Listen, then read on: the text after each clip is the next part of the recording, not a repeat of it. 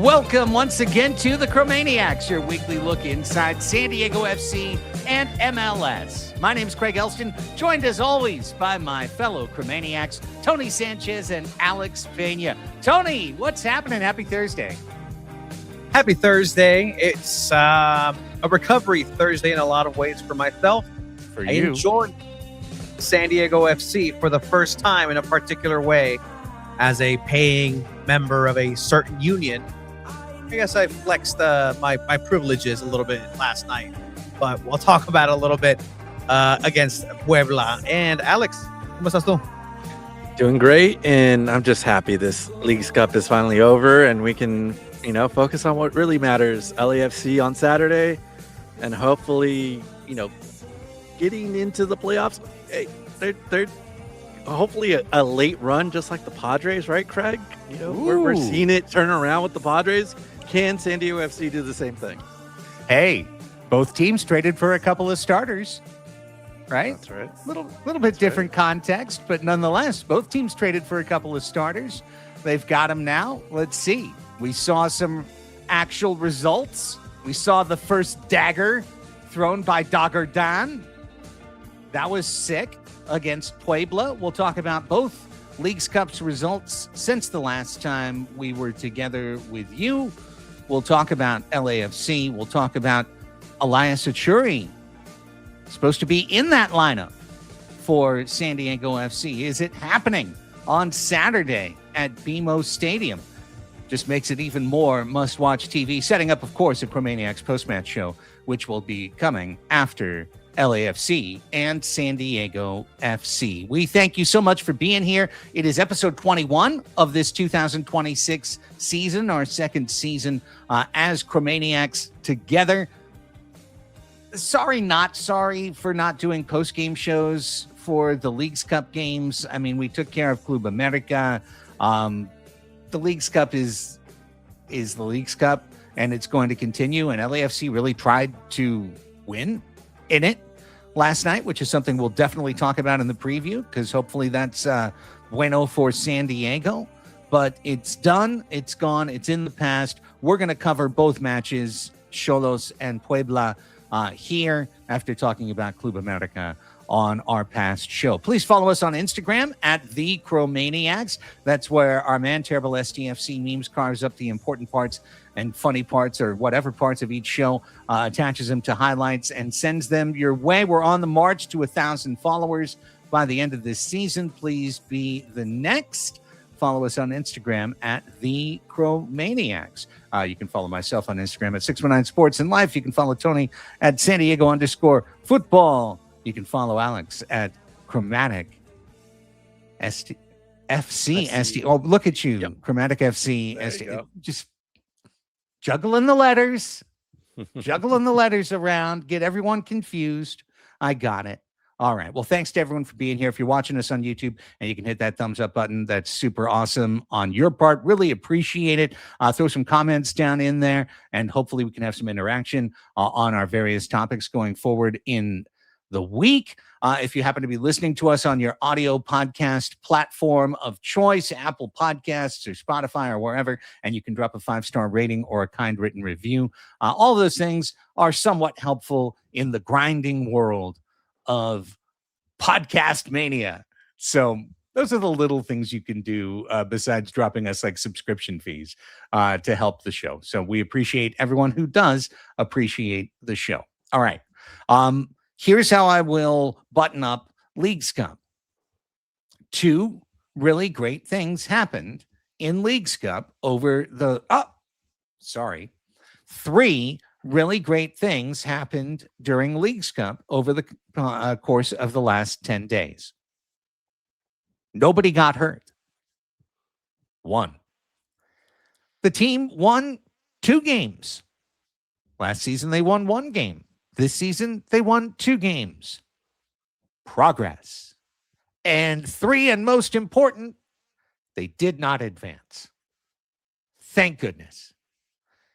Am I hyperbolic, Tony, in saying that if the Chrome Azul had advanced in Leagues Cup, that was going to all but sink their chance to make the playoffs in MLS? In a way, yeah, because you kind of have to try a little harder. Yeah, because now you're in a echelon in a tournament, and at the end of the season, right? A trophy is better than zero trophies in a lot of ways. And if you're kind of in that space, then yeah, you have to go ahead and at least try, or else you're going to be embarrassed. And I think that's something that with this tournament, with the way that it's happening, it's a very Mickey Mouse sort of things that is put together. All respect to everybody who puts the tournament together, but there can be improvements on both sides of La Frontera. Whether the Mexican teams are unhappy that barely 4 teams are coming over to Mexico, or the vice versa, where the U.S. is just like, well, we're playing against teams who are in the beginning of their season, where for San Diego FC and MLS teams, they're in a restart, middle of the season, playoff push time. But it wouldn't have been ideal for the San Diego FC and their roster to necessarily maintain themselves in 2 tournaments. So, addition by subtraction. We'll see how this season ends, but I think the merciful thing was for San Diego FC to not be moving on in this tournament.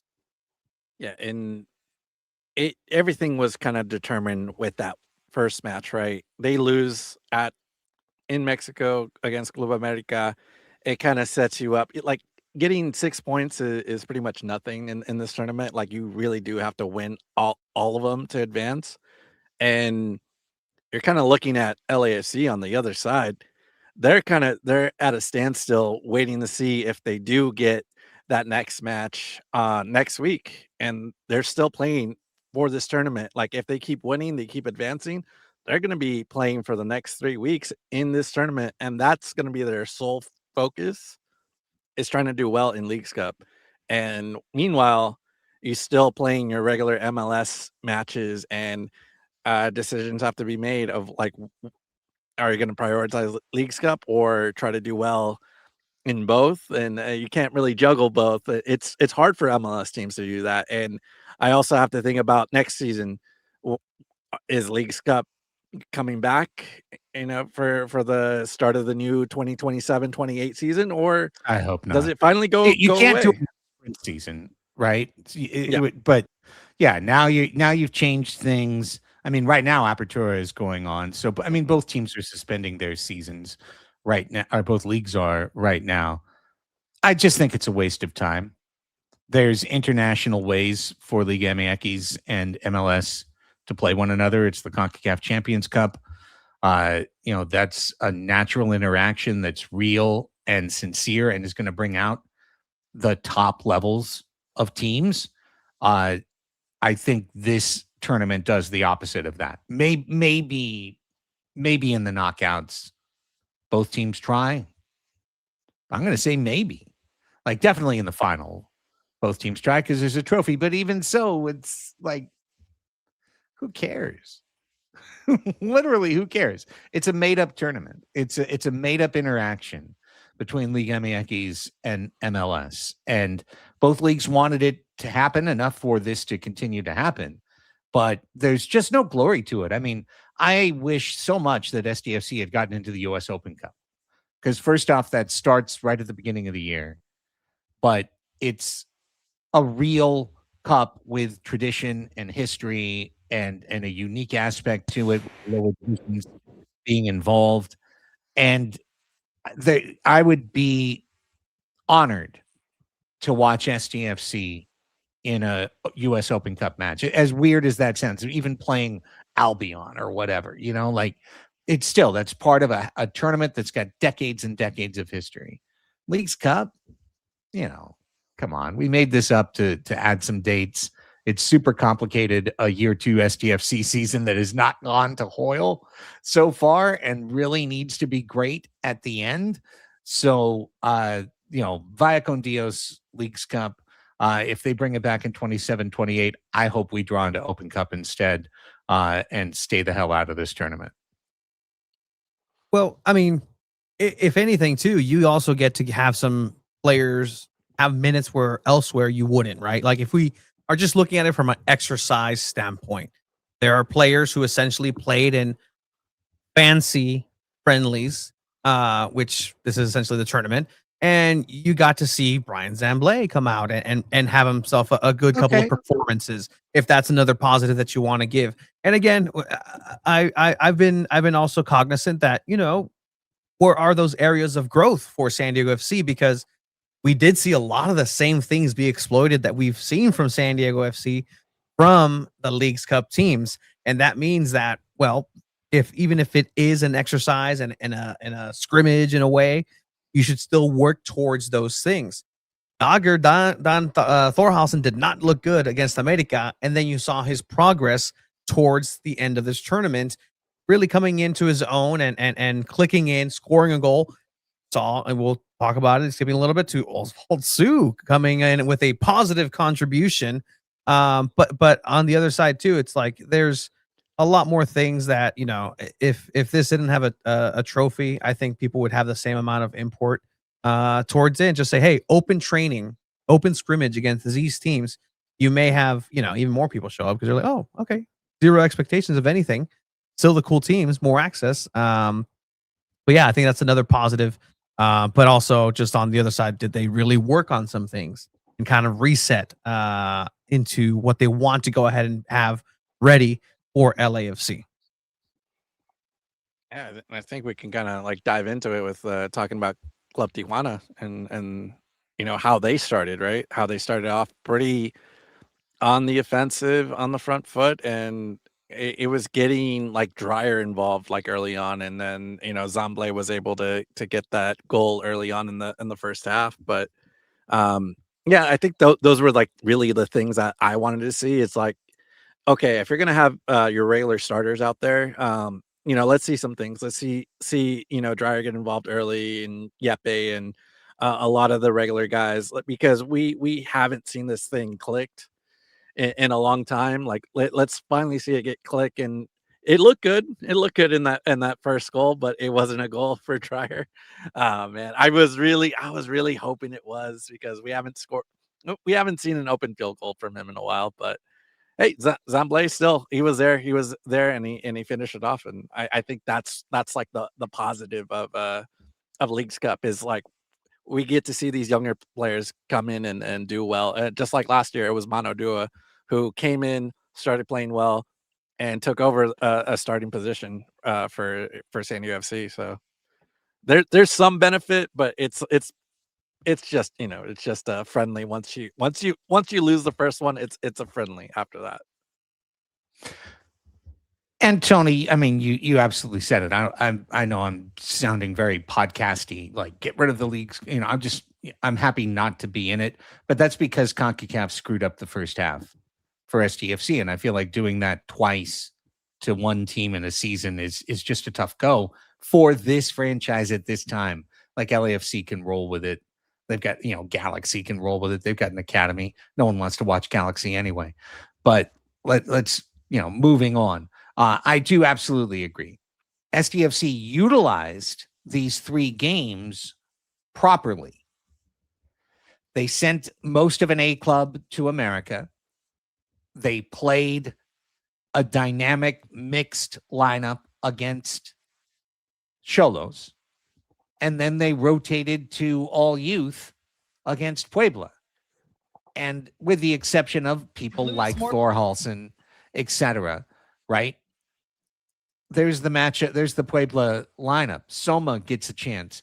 Duke, who we haven't seen barely at all, honestly. I at some point forgot he was on the team because he's been so little involved in anything that's been happening with Mikey's boys, even with all the rotations.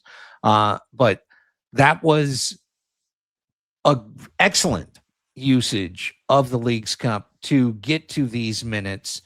And I think we did learn some things. And I do think potentially Mikey learned that Brian Zamblé can give him some positive minutes, that in a late game situation where he's been putting Alex Maiton into the game to be super dynamic. And Alex had a couple dynamic plays at the end against Puebla. Puebla didn't want to be there. At all. They did not want to be there. So keep that in mind. But I thought as a 2-game kind of takeaway. That could be something that Mike Ibarres and his coaching staff are strongly considering, moving Zamble up in the rotation list. Man, I think so. Especially if Achuri is starting to get the majority of the minutes, and you need to figure out what you got in Mighton and Zamble, because it kind of does feel a little bit like they're the same person sometimes. Mighton can stretch the field a little bit and dribble, and Zamble can do almost the same thing. He's just a little bit more undersized, and like Mighton's just a little bit more on the heavier, stronger side. But yeah, I think they should figure it out, or else you're gonna have like two of these guys, and then it's like, okay, one's gonna come, one's gonna be on the bench, and then one's not gonna be on the bench this week, and then they just kind of rotate these guys out. I think they should try to like figure this out, and maybe bring in somebody else, to either beef up the midfield or in the back line or something, or it could be in another winger. It could be a different winger with different skills. But to me, Tony, it just feels like these are two guys with like similar skill sets. Yeah, and honestly, like, it's one of the things where you need to just sharpen that knife as much as you can, because there's still potentially incoming players. The transfer window hasn't closed, and so Tyler Heaps and company might be looking to at least bolster some sort of area in this team, right? Pellegrino still, I believe, listed as active. He just had surgery in the Achilles. Like, yeah, he's not coming back. He's taking a roster spot, and pardon me for not remembering to ask, and I will go ahead and make sure I do that in the next media availability, because that's true. Like, are we holding on to a miraculous push once again at the end of the season by Pellegrinos? If not, why is he taking that spot? There should be somebody coming in, because Zamble should be filling into that spot naturally, but then who's under him? Like, that's something else that needs to be addressed. But what I liked about this Leagues Cup performance from San Diego FC, at least in Puebla, is you got to see the basics of what Right to Dream is again. You got to see San Diego FC classic with a new view. If you go back to the first goal, again, improbable goal scorer in Oswald Su. If you've been following San Diego FC and how they've been able to slowly implement some of these plays and tactics, sometimes they work. Sometimes they're repetitive, but sometimes they work. Corners. What happens is Yepes first cup is usually the one that goes to the first post on a corner, flips the header back and flicks it, creates some chaos in the middle, and somebody scores. That's exactly what happened with Oswald Su. You have a ball that goes into the first post, flick it into the middle. Oswald Su scores on the back end. Great. Second goal, you have a classic San Diego FC play where everybody touches the ball. It starts from Duran. From Duran, it opens up to the right side. This is where the chaos gets created by Right to Dream. You have something that goes against the grain. Why is a midfielder and a defender dribbling into the small box? Well, to go ahead and get some of those players and defenders on the other side, create enough space to then launch this ball back to the right side, and then somebody should be opening that space in the middle, have the ball in the middle, you create a shot. Shot doesn't go in the first time. It should. That's the one's critique, but that's Right to Dream ball right there.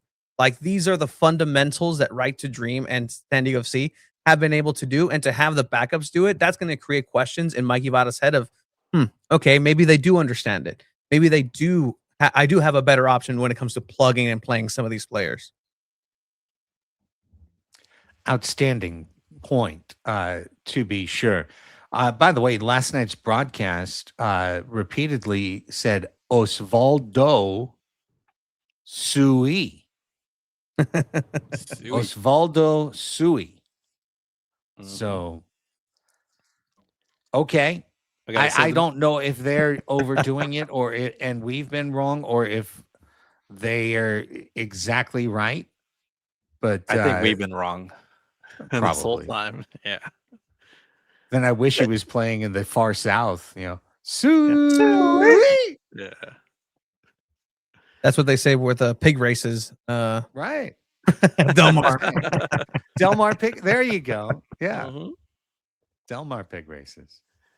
Oh man, but I think That was like the good thing about the game last night against Puebla.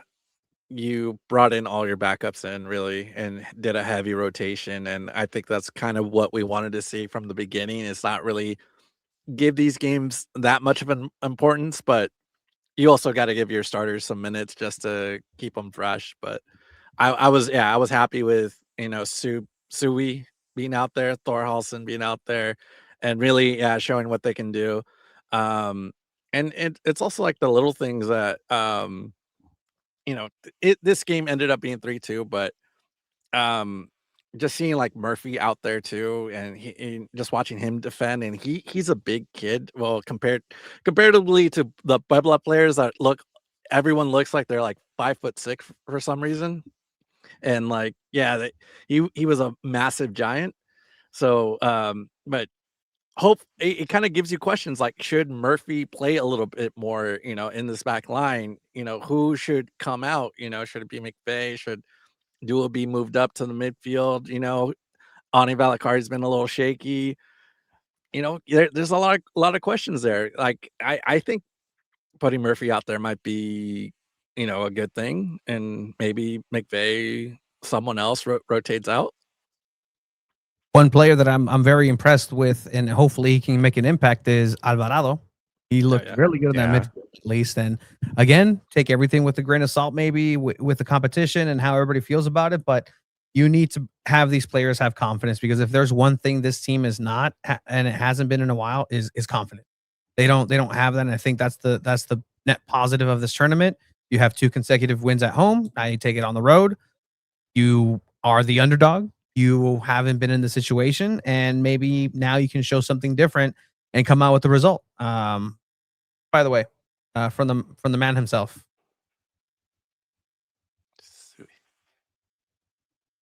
What? Oswald Sui. Oswald Sui. Oswald Sui. Oswald Sui. So the Osvaldo, I don't know where he was coming up with that. Playing against the Mexican team. We tend he's to kind of mixing it up. Yeah.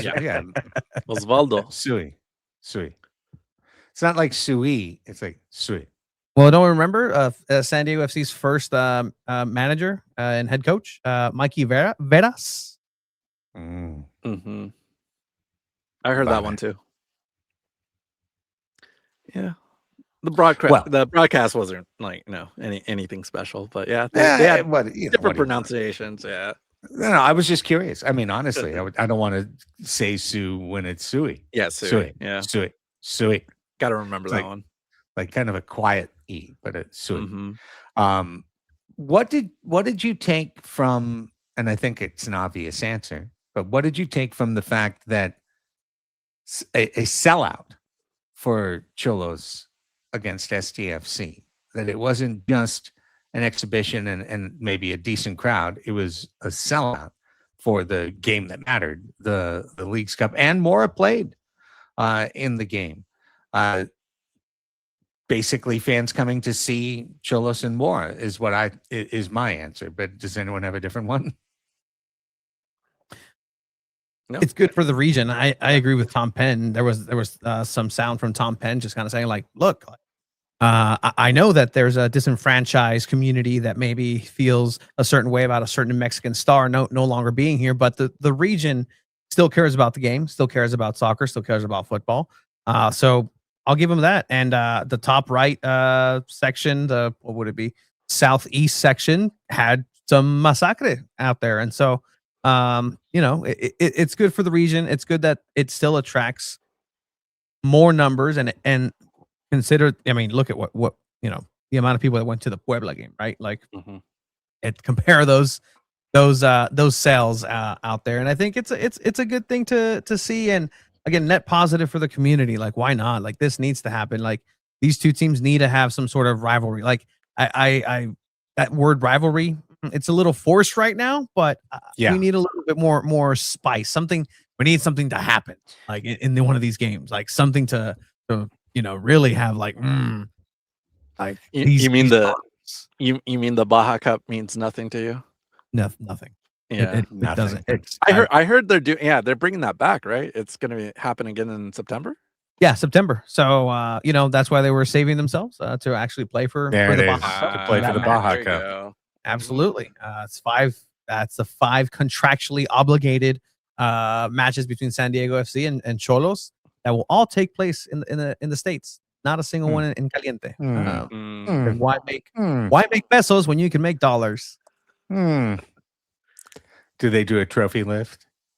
If They did last year. They did last year. And did they really? Oh God, I Yeah. forgot. I probably remembered that and commented on it on this show, and I banished it from my memory. Like I literally banished it from my memory. Okay, cool, great, fun. So, otherwise, I thought it was a solid performance against Cholos overall. The number ones did their part, and we kind of discussed it. Opportunities for Anders Dreyer, and boy, if there's one thing that needs to happen down the stretch in this sprint for SDFC to move into actual playoff position, it's for Anders Dreyer and Achuri to team up and be dynamite and create goals and create assists and goal contributions game after game after game, not just once in a while, but all the time. Alex, you brought up that Padres comparison. That would be the comparison, like Tatis and Merrill have to hit. And in this case, Achuri and Dreyer have to make goals. And if they can do that, SDFC can make the playoffs. And you're leaving out the other missing piece is Marcus Vartson, man. He also he has to continue making goals, and he has 11, and he's not far off from the Golden Boot. So I do want to see him get a few more here and just keep up with whoever the leader is, or if he overtakes it. But the thing I keep noticing with Marcus and Vartson, it's not dialed in yet. I don't know what happened during the break or what, but he overkicks that ball like way over the crossbar, and he needs to dial that in. And I don't know if that's just I don't want to say it, but I'm gonna say it now. Is it the yips? Is he just not ready? Not ready to get that ball in. Yeah, no, Leagues Cup yips. Yeah. But I think I want more out of Marcus, because it seems like he's been like the goal scorer here in this season. I was seeing Marcus and Varson do the plays, do the things that he's been able to do, be that unselfish 9, and kind of also take that responsibility of, well, nobody is shooting, so maybe I'm the one that has to shoot, and just kind of gets a little over eager in those moments because nobody's shooting, and just takes that responsibility upon himself. And then he doesn't have other opportunities to kind of lock it in. He did hit the crossbar 3 times in one match, twice the same piece of woodwork. So at least he's technically on target. But I can see where like he needs to just take the pool cue and put some of that I don't even know what it's called, the blue stuff, la tiza, and the chalk. I think it's just chalk. Yeah, the chalk. There's no technical term. The chalk. Just re-chalk the pool cue, I guess, and kind of come back to where he was, because he's in the Golden Boot race for a reason. Yeah, and just to bring it back to that the match he had when it was Marcus and Morgan. What do you guys think about that play? Because Morgan was open. He had Marcus had the ball. Morgan was right in front of him, but he didn't want to pass it to Morgan. He wanted to go for the shot, and he did that a couple times where Morgan was going straight, right in front of him, and he didn't want to pass it. So, what was that all about? No confidence in Morgan, or just Marcus just saying like, hey, I have the shot. This is me. Both. Oh, okay. Would you have confidence in Morgan? I would give him a shot. I would give him the first pass. Look, I would give him the first pass, but not if he misses, and I'm taking over. It's like, no, I'm gonna shoot this one. But that didn't happen. Isn't it crazy that we had Oswald Sue get a goal before Morgan? Yeah, that's surprising. No kidding. I don't think there's like an Isaiah Thomas All-Star Game freeze out going on right now in terms of David Morgan getting looked off by Marcus Ingvartsen. I just think Ingvartsen's hungry for goals because people like Alex Pena are like, I want more. Give me more goals. And so he wants to score more goals. And so he tries to do that instead of leaving it off for someone else. I thought Morgan, when he played the 9, looked more effective than we've seen him come in as a winger or an attacking mid or whatever. I thought he looked pretty decent in his turn there. Marcus needs to keep going. Absolutely. Then he's the Machado with Tatis and Merrill on the wings. And that will be lovely production all the way. And that would be the type of offense that San Diego FC needs to realistically contribute. Now, let's talk about the defense just a little bit. Shout out CJ Dos Santos. Little Cape Verde love for you right here. Clean sheet. Duran Ferry, not clean sheet. Not necessarily anything that he did about it. One time, Sui was doing some ball watching. Ball got deflected off the post, and then Oswald watched and was a half step late in his reaction. If he had run right into the chaos, he would have blocked it. Instead, it was a rebound goal. 1 of 2 allowed on the night. And you still saw, I think, as a through line from the 3 Leagues Cup games, you still saw turnovers in the back be a consistent issue for the Chrome and Azul. Yeah, it was still sloppy. But it's not like they had their best out there. It's not like it was full on Bombino, Dua McVeigh, and Thorhausen. I think Thorhausen's probably going to take over that right back position. So yeah, Bombino's just like that. That's the difference maker. He really knows how to control the ball and really step up when there's fireman decisions to be made. But yeah, when you put in Sue, it just feels like it's all off balance. Like once you put him in, it's just a different beast for some reason. It's just like it's a whole different team. So yeah, I was disappointed that on Fari's part, he had the ball go off the post, and then like he was like coming towards them, but I know it was going to be a really quick reaction, and it just he didn't have it there. But it's just it's still, yeah, you were still seeing like the mistakes, right? The sloppiness in the back line, and I think that's still a thing that we have to look at this team is, can they fix the mistakes? Can they avoid getting crosses into the box? That's how they scored that second one. Cross in the box, they scored. Aerial duels. Yeah, can they fix those things? Because that those are, ever since like the World Cup break, those are the things I'm looking towards, is like, can they fix that? And can they finally improve on those things, and we can see some wins out of it. And they didn't give up a goal late. That was a plus. That was a plus on against Puebla. But man, it still seemed like the similarities of like the first half were still kind of there. Including just Tony, Duran really moved the ball. And I know that he wants to put that on tape because I know that's what the coaches love about him. He did move the ball. He did set up offense. As you said, right to dream, was all over the imprint of his play, but doggone it, also 2 goals allowed against a Puebla team that literally, if they showed up and the gate was locked by accident, they would have just been like, cool, turned around and driven back to the airport and gotten out of there. They had no interest in being in that game whatsoever. And they still found their way to 2 goals. Yeah. And I think, again, everybody's kind of coming back into getting that rhythm. And I think at the end of the day, I mean, look, even in stadium ops, like, needed to get in the rhythm. This shot, Pyro guy misses it. Yeah, like, come on, Pyro. Come on, dude. That was so bad. Does a great job otherwise. But on top of that, too, like, this pitch did not look good. Snapdragons. Oh my gosh! Especially, I thought on the Cholos game. Yes, there was sand everywhere. Was that a concert? Was that a scrimmage for Aztec football? Like, I believe there was one concert. When did Guns N' Roses come? I Is thought that it was coming on its way? yeah. I There thought it was was one though. yeah. I thought it was a country concert. Brian Adams, Luke Adams. I don't know. Some Adams.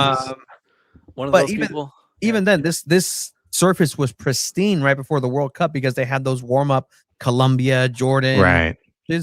and Snapdragon. That surface was rocking. So I think we're on field 2 this year. From what I understand, there's 4 fields. They are on the second one.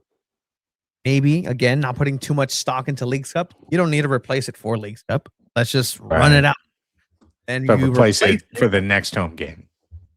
Replace it for the beginning of college football, and then yeah, because that's the worst. Yeah, and you have to have at least one field to kind of have some maintenance for it. Especially this year, there's going to be a lot of weather with that's why it's so hot and humid, guys. Just invest in some raincoats and some rain boots coming along in the next couple of weeks, months. So it's going to be interesting for a Snapdragon field that we've seen historically not have the best drainage system. SanDiego Wave also plays there, but I think they're an afterthought to all of this. Hey, even if SanDiego, no, I mean not for me, but just in the general scope of Snapdragon Stadium operations, I don't think Snapdragon and maybe SanDiego.FC thinks that there's going to be a lengthy homestand into playoffs. And if there is, great. But you're gonna have not a great surface to play on. And then from there, SanDiego Wave's actually doing pretty good and they can have some home games, but is there going to be that investment in care? Unfortunately, we've seen historically since this venue opened, not really. But again, that's just another thing of like, okay, well, this is the state of San Diego sports, SanDiego.FC currently. Hopefully there's a fifth, the mystery field being ready to be put on there, because it did not look good. Yeah, great point. And to wit, SDFC must move on, and they do move on to a field that is probably going to be quite nice in Los Angeles. Let me just make sure we didn't talk David Vasquez yet. Let's do that before we move to LAFC. Because I'm actually kind of curious, and here's how I want to attack this. When you look at the current midfield of SDFC going forward, going into MLS sprint season before the sprint season, which is what this is going to be, I think you could make a pretty fair argument that every single player in the starting midfield has been below average to well below average. Talking about Tverskov, Valakari, and Godoy. There was an element for Anibal Godoy, and I think we all know this, before the World Cup, of he's got to have his legs. He's Panama's captain. Like, he's got to be ready to go for the World Cup. Valakari got signed. Tverskov is the captain. He's got a contract. In this sprint season, how much of those... Tverskov's going to keep playing. We can all agree and take him off the list. But Vasquez is an interesting option. The new Kai Pirani is an offensive option, maybe. Alvarado has played well. He could be an option in the midfield right now. Hell, I mean, I don't know. Bryce Duke, what is he doing? He shows up. Is he in charge of the coffee? Like, does he get to play? He contributed to a goal against Puebla. Everyone's like, the promise of Bryce Duke. Well, so far the promise is just that he's going to look good in the uniform. Like, is he ever going to get to play? So my question back to you two is, how much should SDFC crank back on the honors system, the seniority system, giving Godoy and Valakari the minutes that they're getting? Well, from the beginning of this whole project, it's been very much a merit system of like, if you earn it, earn it in training in on the field. They're gonna get those minutes over anybody. And just look at Bombino and what he did, and Manodua, and yeah, these positions are always up for grabs. And yeah, if that system still holds true in 2026, and yeah, give these give Alvarado, chances, opportunities, give Vasquez opportunities over Godoy. Look, Godoy has been in MLS since I started watching the San Jose Earthquakes over 10 years ago. So he's been in the league for a very long time. And I think this is probably his last rodeo of maybe his final year. Maybe he wants to give it a go next year. But, his time is going to be coming soon. So I think you got to start looking at what your future is going to be. And given that Vasquez might be here for a short while, and you never know with any other guys. Just give these guys a shot and see what they can do. It's not going to hurt you. I mean, we know what Godoy can do. He can be a stopper at the very final minutes, and I think that's kind of what you want. And but I think everybody else has like that potential of being here a little bit longer. Probably not Vasquez, but you're trying to see what's going to fit in the system. And yeah, it makes a lot of sense to kind of give these guys some more chances. Well, it's interesting to just also see how San Diego FC and the front office will develop with their patterns in the marketplace, right? Are they going to adapt to this league? Are they going to say, hey, we need to go ahead and just keep having these academy players that play a certain way that have this, and where that balance is with veterans in MLS, right? You're seeing a lot more in league moves, that, at least so far, and Pirani and Murphy, and also just having some experience throughout. But I think that if you really want to disrupt something in that midfield, you're going to have some question marks for the opposition and throw in somebody who they've never seen or haven't seen a lot of. And that was a lot of the element of surprise for last year. A lot of these teams were taken by surprise by this midfield. They've never seen a Yepes Verskov type play so well with such regality and carrying himself as that sort of leader. And so by default, you're already kind of discombobulated of, oh, well, what is this midfield gonna have for me? Now that you've kind of gone into settled into some of these patterns, you need somebody to kind of go against the grain enough to not be a disruptor and then get sent the Philadelphia Union way. I didn't say it. Or very good. Thank you. Maybe the David Vasquez to be on that side of things too, because he does things maybe a little bit against the grain. But there needs to be something to be addressed with Valakari, because he needs to wake up. It's either you're going to go ahead and be an attacking creative midfield, or you're going to settle back into be a center midfield, but you're going to have to defend a little bit more and a little bit better. Don't expect to have the ball at your feet so much, because first of all, your first touch has been atrocious. It used to only be inside the box, but now you're going outside the box and receiving touches that should be one touch into 3, 4, 5 touches, and you lost the ball, and you don't have the speed to come back and get that ball back in a clean way, because that's where they get themselves into trouble. You come back, get the ball, commit a foul, but those start stacking up. But I think there has to be a little bit more from the outside coming in, and I think they have a good base. David Vasquez, sure, keep him, but Alvarado's the future of this midfield. For sure. He was a promising player before he was at San Diego FC, even before his injury in MLS. So that's somebody who they need to protect and kind of give him those minutes, and hopefully he can hold on to him as well. And Pedro Soma, I don't know, like, what have you done for me lately? And again, I think I take these with a grain of sand too, because who's beating out the players because of the merit? Each other. And so if the people that you're playing against in training aren't that good, then you're going to be great and you're going to earn that spot, right? And vice versa. So what about the Brazilian though? Pirani? Yeah. Pirani, he needs to get those minutes. He needs to have that creativity and take the shots that Valakari is. If anything, he should be doing whatever Valakari is lacking, because that way he's going to go ahead and at least cement himself and have what the team is looking for. the team is looking for somebody to give them those creative outlets, to have those shots from outside the box, to give the defenders a question mark out other than, oh, there's going to be a pass back. There's going to be a parallel pass, or it's not going to be a net positive pass. Pirani gives you that because of that flair, the way that he plays. He's a little bit more undersized than Valakari, and so you can attack him one way, but he's also creative enough to get himself out of a paper bag. And so I think if we see a little bit more of that creativity, instead of 2 center mids and 1 center defensive mid, and switch that into 2 center mids and 1 center attacking mid, and now that spear helps Invarsen up top to go ahead and attack, but you have to rely on a center mid to be as defensive as they need to, just like Yepe.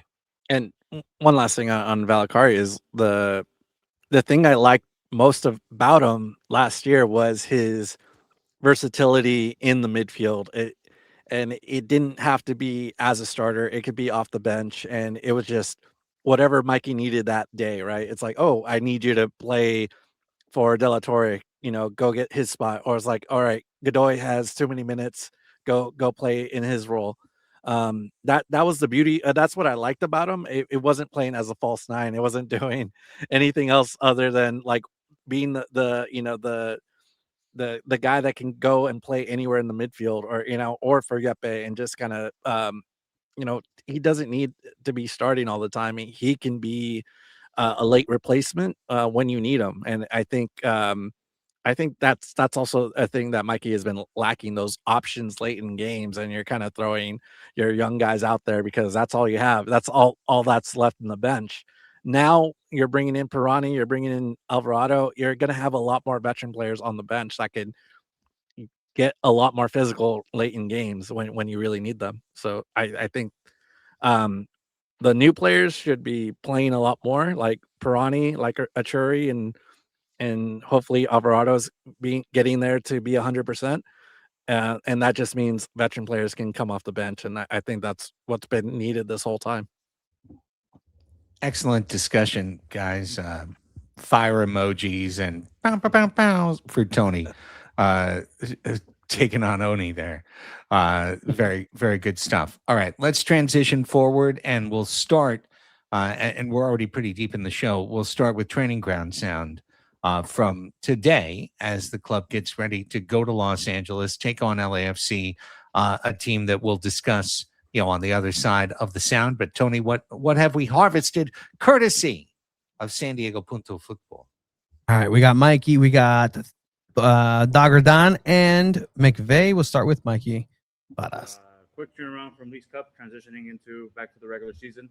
How are you looking into this match against LAFC? Just the picking up where you left off from the last regular season match, and then also just being able to have 3 games in between, get positive results. Just how can you apply for the rest of the season? Yeah, we have to take the positives and the learning lessons from Leagues Cup and how we can build momentum going into these games, because I think they're very useful. The tournament was very useful in terms of building some confidence and also showing some small areas that we can improve in. At the same time, we got to change the chip real quick, because now it's about league games every 3 days. 3 really strong opponents. The most important one, the one in front of us, which is LAFC away. Okay, we'll go to Zoom. We'll start with Tony Sanchez.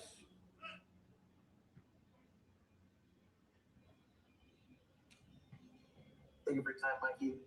Moving in, as you said, now into a match into LAFC, what are some of the tactical difficulties that you're preparing for in order to make sure that your team is well prepared for this upcoming match?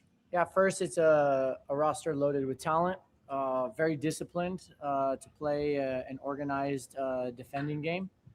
Everybody committed to the cause. They don't give up a lot of chances. They don't give up a lot of goals. Then, of course, very explosive in transitions, with playing into the depth, playing 1v1, playing in open spaces, creating shots, making big plays, also in combination. And then, of course, in possession, they have good players all over the field.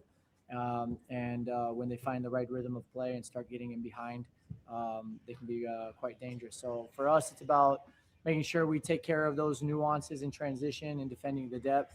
And then just making sure we're the best version of ourselves. And if we do that, we also believe that we can control large portions of the game and that we can create chances to hurt them as well.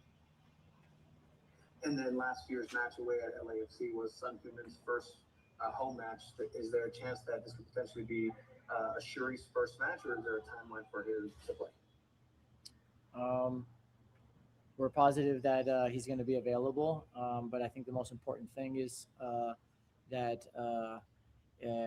we take it step by step with him, and I wouldn't expect him to play 90 minutes right away, but we are excited to have him available. He's been training great in these weeks. He's finding his rhythm, and now we're just excited to see him on the field, finding those connections with his teammates in these next games.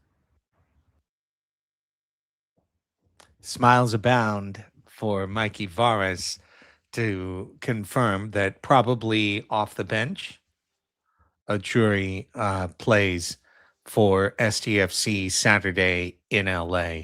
As he said, not expected to play 90. I think Achuri expects to play 90 when he starts. So they'll probably play him off the bench for this one. And, we'll see.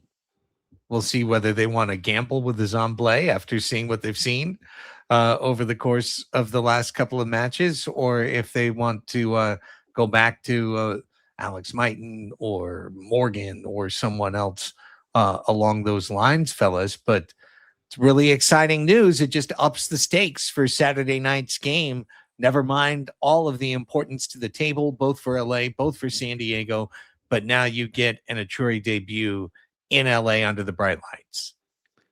Hey, Tony, when was the last time you saw Mikey Varas smile like that?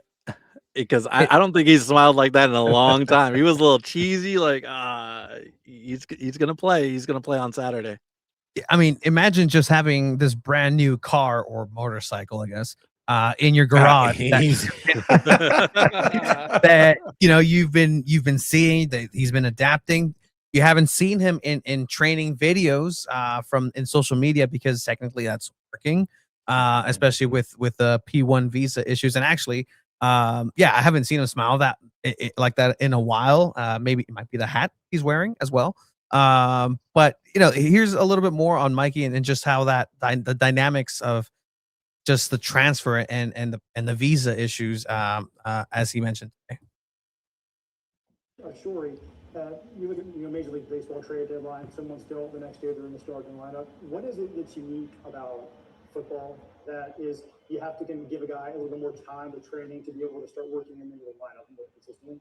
It's more of a visa process usually. In terms of in baseball, it's league, within the league trades.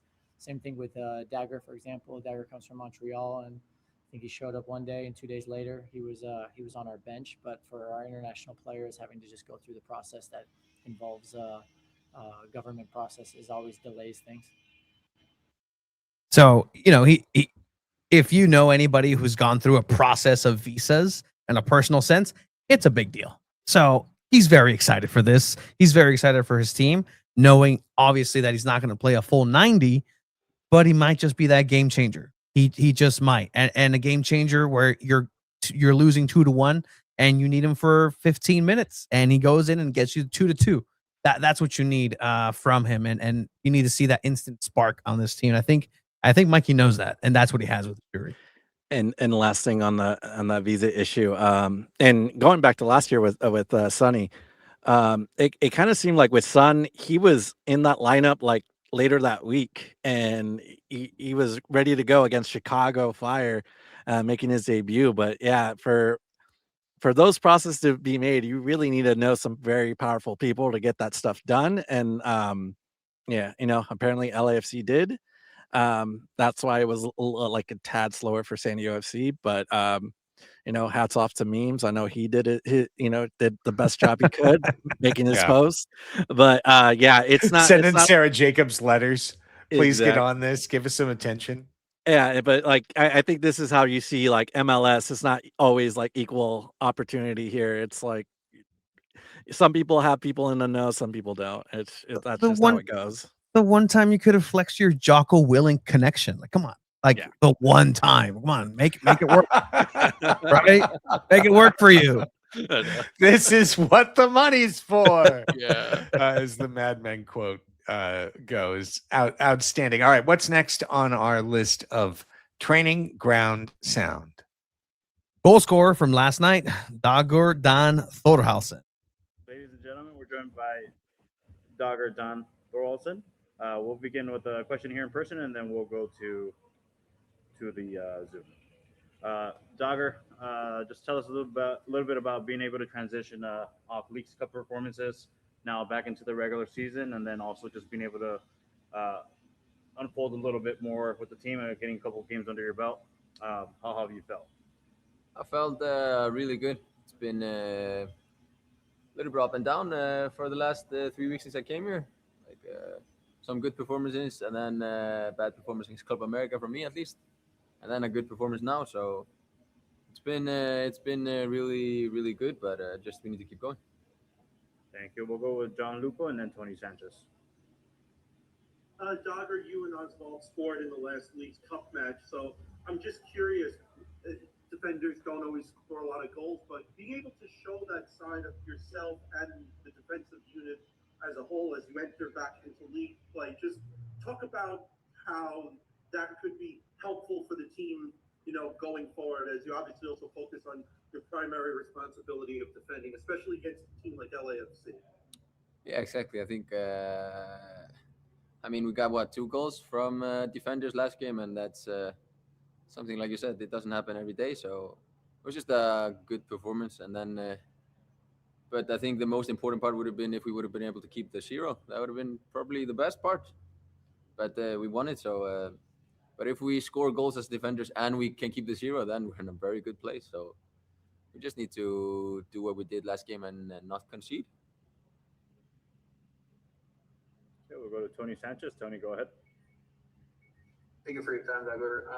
What have been some of the challenges and maybe the positive aspects of you joining a team that has such a imprinted play style, and has it been easy for you to adapt to that on the right side? And what are some of the things that are being asked of you from the coaching staff?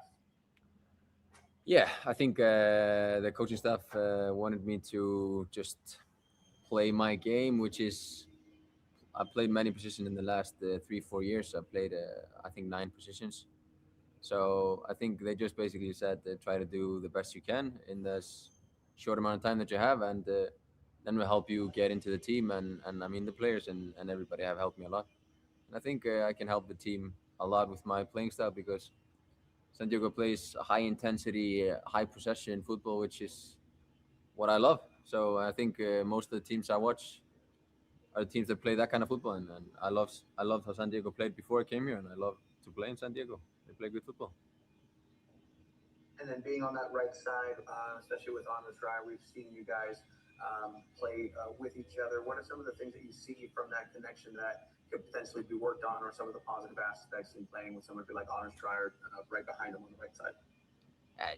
It's the easiest thing in the world to play with a player at that caliber. Actually, you just give him the ball and move out of the way most of the time. So it's like, at least for me as a right back, it's pretty easy if you play with a player that's really, really good. He usually knows what he needs, and he just moves into the spaces that he needs to, and then you just counter that. So if you counter him and you try to help him so he can get in front of the goal, then that's the only thing. And then 98% of the time, he's gonna put the ball in the net with his amazing left foot. So you just give him the ball. That's basically what I do. Just try to get the ball to him.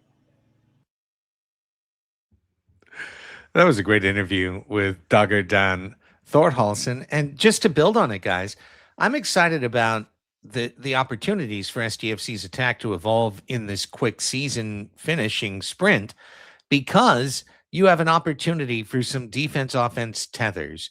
We're seeing what happens when Thorhausen and Dreyer can interact on the right side and combine. What about when Bombino and Achuri can interact and get involved on the left side? If you've got that dynamic, both, and it could be one or the other, right? A left wing attacks, a right wing drops back, a right wing attacks, a left wing drops back.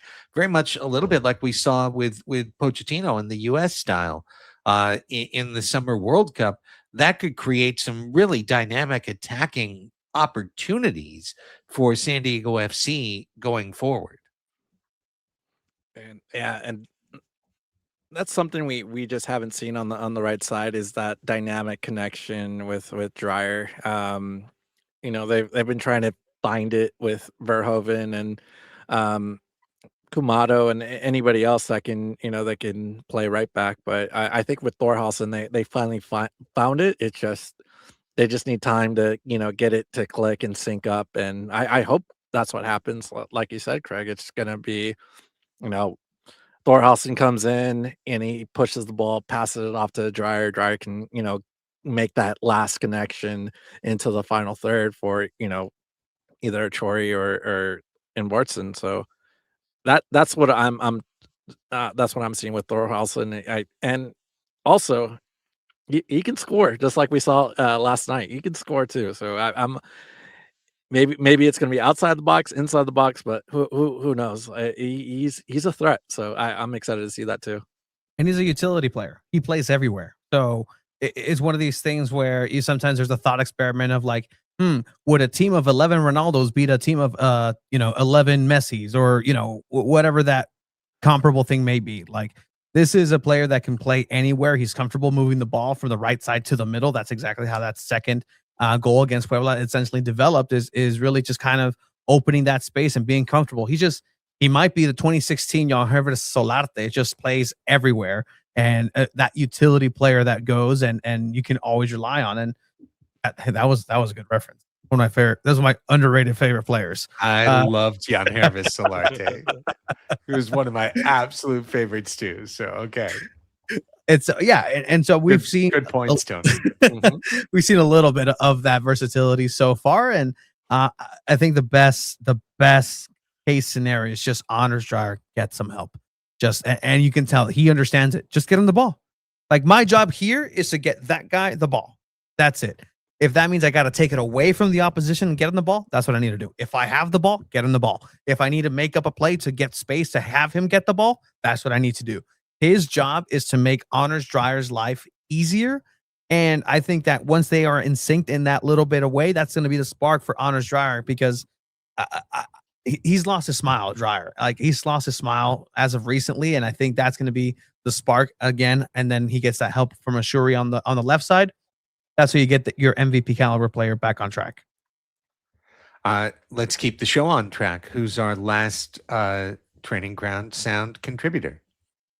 The grizzled old veteran of Chris McVeigh. Oh yeah, he's old.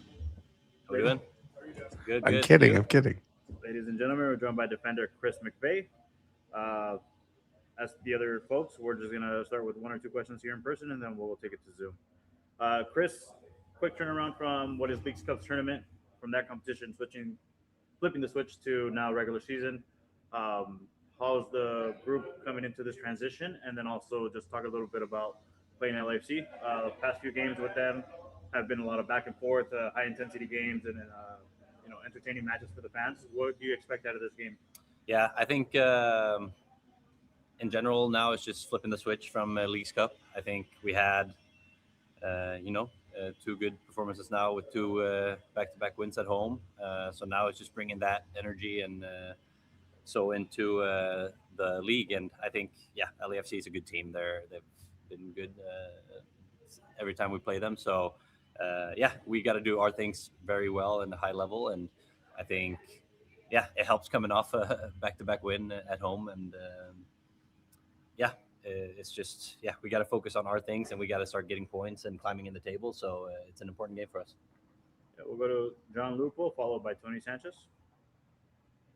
Chris, the last 4 league matches on the road, you guys have only allowed 1 goal. When you played in some tough places like Houston and Seattle and Minnesota and the altitude in Colorado, what do you think has been consistent about the defense that's allowed you to have those positive results where they haven't been able to score a lot, and how can you carry that over into this match against a very, very tough LAFC team? Yeah, I think we work on it every training, and we have Frank as our defensive coach, who's doing a great job, and really drilling things into us in training. And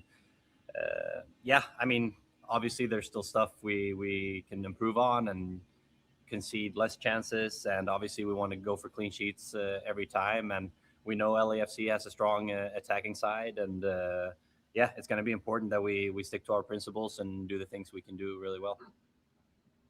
Just a quick follow-up there. This team, obviously, you need results to get back above the playoff line. Just what do you think will be some of the keys going down the stretch as you try and make a push for the playoffs? And just, do you think anything from last year where you guys won the Western Conference in the regular season can sort of help that experience of being able to do it when you can? Yeah, I think like everyone knows how good we are when we're at our best. So obviously it's trying to find that flow of the game, when we get the ball moving really quickly, and yeah, we're solid defensively. So we know what we need to do to play at our best. And now it's about, getting into that momentum and getting the feeling of, we also have a couple new guys to coming in and, getting them in as quick as possible, and understanding our style of play, and which they've been doing a good job so far. So yeah, it's just finding back to our best selves. Yeah, we'll go to Tony Sanchez, and then we'll be followed by Morvilla. Thank you for your time, Chris. What are some of the things that have been addressed post-World Cup for the defensive third in terms of tightening up, or some aspects that were potentially lacking, or even doing well that they're being honed in on? Yeah, I think that's also a very important thing, that it's a full team. It's not only us defenders. It's it starts with our attackers sometimes also, how we get into pressure and how everyone does it together. We're 11 guys out there, and yeah, it's very important that we're as a collective doing the things we need to be doing.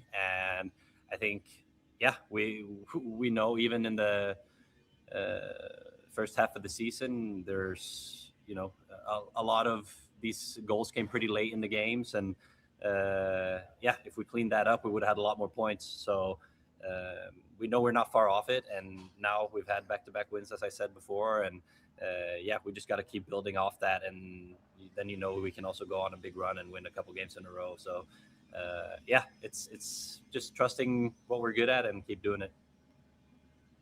And then you're one of the most tenured players here for a very young club, SanDiego.FC, who are playing against LAFC, a rival team. Is that something that in the locker room is being felt? Is that something that you're giving the message to the new players coming in to just help sort of understand this rivalry, or what's that feeling like in the locker room right after this match? Yeah, I mean, you can always feel there's a little bit extra tension in the air, also from the fans and stuff. We want to win against the LA teams, but then again, it's another game, and we need points in all the games. So yeah, right now we're just focused on one game at a time, and this is a big one. So we're going to do our best to get all the 3 points. Some really interesting stuff there from Chris McVeigh, I think in particular in response to the question that you asked, Tony, about what is the coaching staff asking the defense to hone in on. And he said everything about other position groups. Yeah. Needing to get better. It's an 11 out there, and it can sometimes be when the attackers aren't pressing correctly. Shorthand for we're actually doing what we're supposed to do, and we're cleaning up for their messes. So we'd really appreciate if they'd stop messing up, and that would be great. Thank you. That was my Obama anger translator for you there. Yeah, you mean attacking players need to defend in this system? Uh-huh. Who knew? Were there certain players that didn't defend that are no longer here? Maybe. I don't know what you're talking about. Oh, okay. Alex might sell the team. Sorry. Yeah. Oh, you're not talking about mine. Oh, okay. Yeah. My bad. I mean, Tomas Angel didn't defend well enough. No, he didn't. You're absolutely right. But that was a good question, Tony. Actually, I was glad you asked that question. And he's like, no, everybody needs to defend. Yeah, that was good. On this team. He said help. That's actually what that was. Help. Please help. Stop turning it over. What's the message? I'm fine, but help. Like, throw us a bone or something. Like, and yeah, that's, I can't outright ask what do your teammates need to do. But I empathize with that as a former goalkeeper in my own way. It's like, you make one mistake, it's on the goalkeeper, right? Why didn't you stop it? Something goes through the defense. Well, a goal happens. Well, that had to go through the defense. Why did you allow that to happen? It's like, no.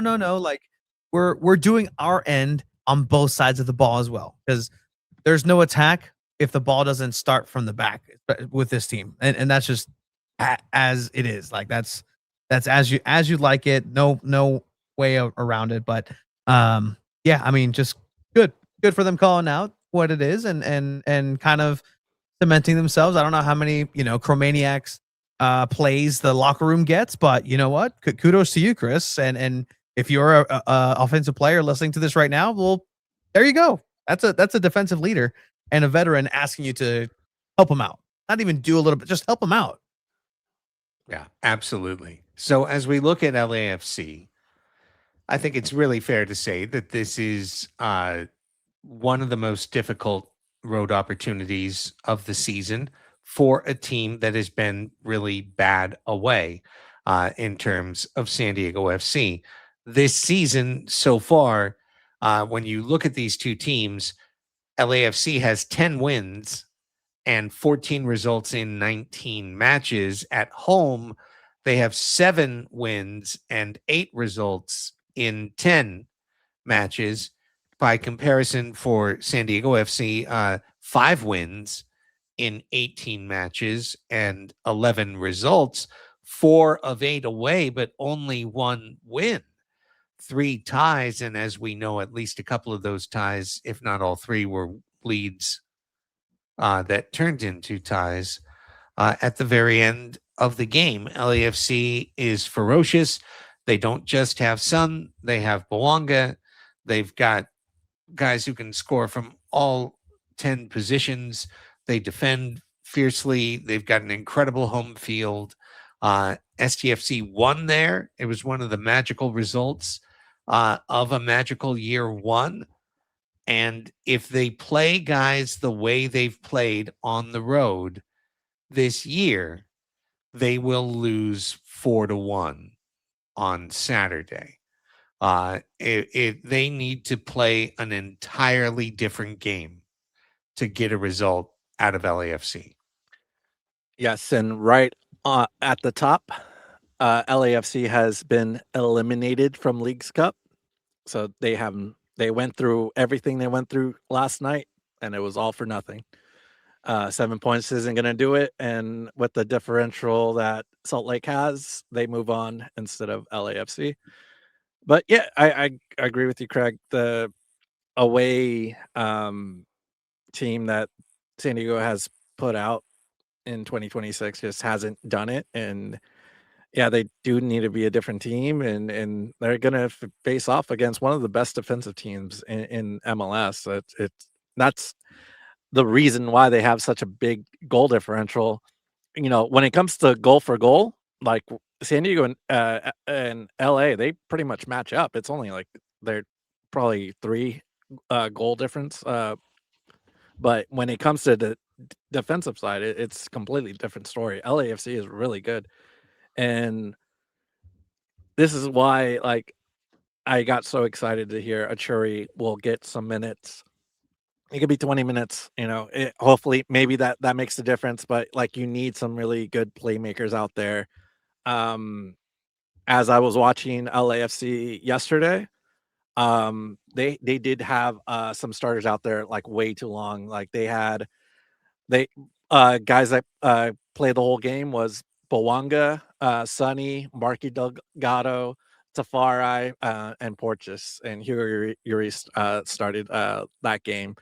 And then at the very tail end of that game, David Martinez was wobbly a little bit. It was a physical match. They did Querétaro was playing it very physical. They got 16 fouls on LAFC. So we'll see how much of a rotation, like how many minutes the starters will get, because no matter what, even if they advance to Leagues Cup or they got eliminated just like now, they're still playing next week. Both teams still have a game on Wednesday, so I think that's going to be a factor. Hopefully Mikey Varas did the right thing. I believe he did the right thing by safeguarding his starters and really putting the best team he can play against LAFC. So I think that's going to be the difference. LA went for it. They failed against Leagues Cup. San Diego knew what they were doing and resting some players, and they should have a full squad out there. So I think that might be the difference, and I think the best you're hoping for is a draw, away from home, and sharing the points is good. If somehow, some miraculous reason, they get all three, I think last year it was kill the party. I think they're going to start a party on those buses on the way home, going back to San Diego. Yeah. Close to 600 people are making the trip from San Diego over to LAFC. Something that we did report on last year is that LAFC upcharged San Diego supporters by a lot. This time around, there was an agreement this season from both sides that they would remain the same price for San Diego FC for LAFC fans and vice versa. So it's going to be a good turnout of San Diego FC fans up in BMO Stadium. But a couple things here. Earlier in the season, you already played LAFC to a 2-2 draw.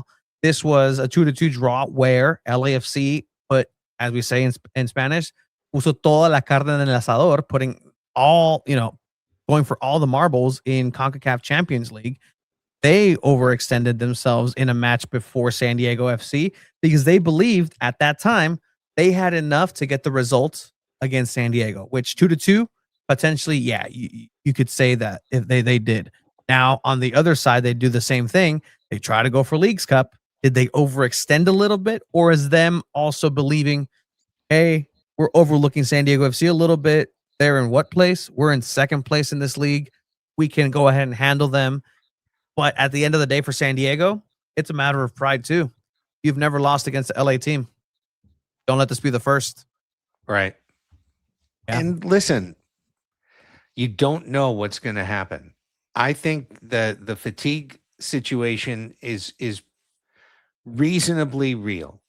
Now McVay had to play a lot. Thorhalson, like you can list some guys who have logged some heavy Leagues Cup minutes that are going to be out there on the pitch for San Diego FC on Saturday night. But you're also going to see some players who are fresh and ready for that game. And I think if Achuri can make a true impact arrival and create a goal contribution in the second half in some way, for SDFC to make the playoffs, they're not going to tie their way into the playoffs. Like that's not going to be the way to get in. That's going to be the way to keep it going until the final match day live and then not make it. They need 3 points. They got to go for 3 points. They've got an opportunity to do it. We still haven't seen the full strength SDFC team. Are we going to see it for the first time on Saturday night against an overextended LAFC side? Or are we going to see the same mistakes in the back, the same passing errors as the team's build out is only a third complete, leading to multiple times where it's a 3v3 or a 3v2 coming in on the center backs who are forced in? That was that frustration you heard from Chris McVay. Every once in a while, it's been his turnover. Every once in a while, it's been Manu's turnover. But a lot of times, it's someone else's turnover along the way. If they don't clean that up, they will lose and they will give up, 2, 3, 4. You don't know how many goals they'll allow. It depends how sharp LAFC is. They've got to clean up this aspect of their game on Saturday and going forward in order to be a playoff team. And my note for this match, another one, is Sonny. Before Leagues Cup, he had scored in 4 straight games coming back from the World Cup. The Leagues Cup kind of cooled him off. He started all 3 games. And so maybe we're catching this team at the right time, because I thought for a second that Mark Dos Santos figured something out with Son, and they were going to be a little bit more dynamic. But Yeah, something weird happened in Leagues Cup, and he's back to being the guy that wasn't scoring goals. And another interesting thing that I'm kind of keeping track of with SanDiego.FC is, are they winning the expected goals battle? And they have been in the last 3 matches since coming back from the World Cup. LAFC has seen mixed results with that. They've actually lost a couple times, and even though they've gone, they haven't lost since coming back in the World Cup, but it's been a little bit of mixed results with like the executing of of good solid goals, I guess, when it comes to expected goals. But yeah, it's something to look out for. It's just, are we going to see the team before Leagues Cup where they were like off and running? They went 3-1-0. They haven't lost yet after the World Cup, or are we gonna get this kind of, they're stuck in a rut because they played a few Mexican teams. So I think I think we're catching them at a really good time. Yeah, it's a good time to kind of have these paths cross, and then that's it. Your second game against LAFC, and maybe in playoffs you see him again, and then on to the other LA LA. Is there another team? Is there a second team? I thought that team was in Carson. Oh, no, it was that's actually recently rebranded to Chucky FC. Finally. Oh, now they have a team. Oh man. It's a great point. It's a great point. Can you fly planes over Carson? Just asking questions. I'm just asking questions. I don't know what the answers are. I do know that we need to bring this one to a close. We'll be there late night Saturday to go over what happens with this one, unless it's like a complete LAFC route, in which case we'd probably abstain. But I think that this is going to be an exciting match. Let me just put it this way. It's got to be. Got to be. You can't keep flubbing around and expecting it to take care of itself at the end of the year. It'll just be a year of flubbing it around. You got to start getting some road results. You got to start getting some road performances. And sometimes it's not just going to be in the easier place in MLS. Sometimes it's got to be in a cauldron. Sometimes it's got to be in one of the hardest places in MLS. So let's see if SDFC can rise to the occasion the way we saw them do so many times last year and pull a result out of Los Angeles and BMO Stadium right next to the Coliseum on Saturday night. All right, guys, on the way out, Tony, what would you like to promote? So I have SanDiego.Futbol still. It's here running. Got a different perspective of this last Puebla match. Went into the supporter section, so thank you. And 90 minutes of that is tiring. So kudos to you guys.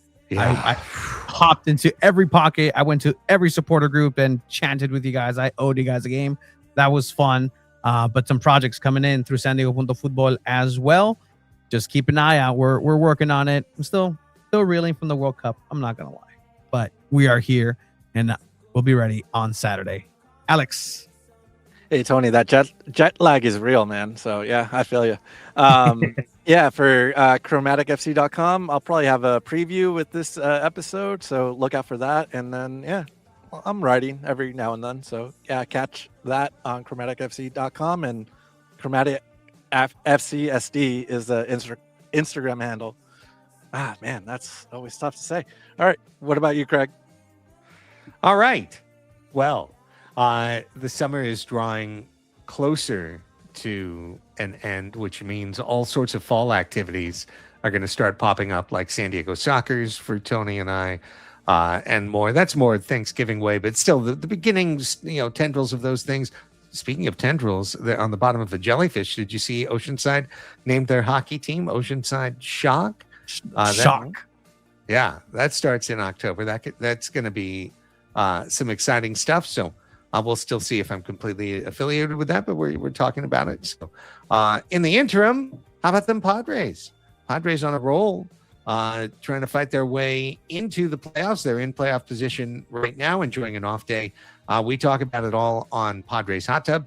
My side hustle, so to speak, which you can support at patreon.com/Padres Hot Tub, where we did 3 straight days of post-game shows on Monday, Tuesday, and Wednesday night for 3 straight wins for the San Diego Padres over the number 1 team in baseball, the Milwaukee Brewers. Those are exclusive to our patrons. They are live in front of them. The recordings go only to them and not to the main feed. So check it out yourself, patreon.com/Padres Hot Tub. You can follow my personal life at 619 Sports and Life on IG. That's it for the show. Thanks for being here. Hey, if you're on YouTube and you've been here this long, please give us that thumbs up on the way out. If you are listening on the podcast network of your choice and can offer a kind rating or review, that'd be cool as well. For Tony Sanchez and Alex Pena, I'm Craig Elston saying until Saturday night, Vamos, SDFC!